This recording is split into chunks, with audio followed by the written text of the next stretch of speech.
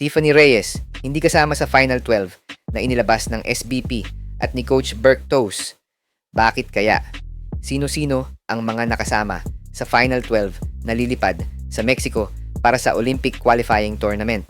Pero bago yan mga idol, pindutin lang ang subscribe button para updated ka sa latest basketball news and highlights. Opisyal nang inilabas ng Samahang Basketball ng Pilipinas o SBP ang Final 12 ng Gilas Women na maglalaro sa FIBA Women's Pre-Olympic Qualifying Tournament.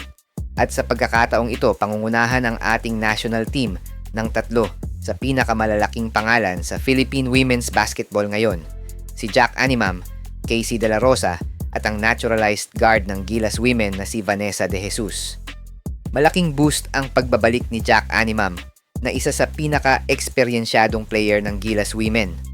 Matapos magtagumpay sa kanyang professional career sa Japan, muli siyang magsisilbing haligi ng depensa at rebounding ng Pilipinas.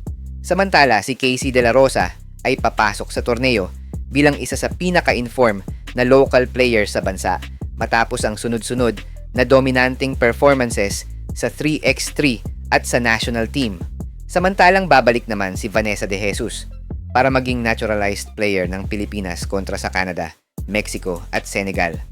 Bukod sa kanilang tatlo, kabilang din sa Final 12 sina Afril Bernardino, Angel Surada, Luna Osar, Alisa Rodriguez, Jazz Hoson, Monique Del Carmen, Kent Pastrana at veteran shooter na si Janine Pontejos.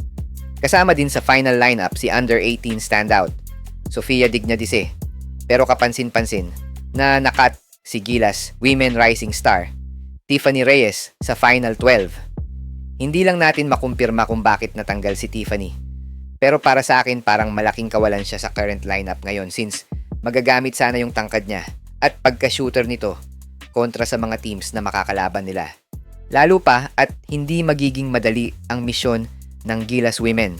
Makikipagbakbakan sila sa FIBA Women's Pre-Olympic Qualifying Tournament sa Mexico kung saan makakaharap nila ang ilan sa pinakamalalakas na national teams sa kanilang grupo.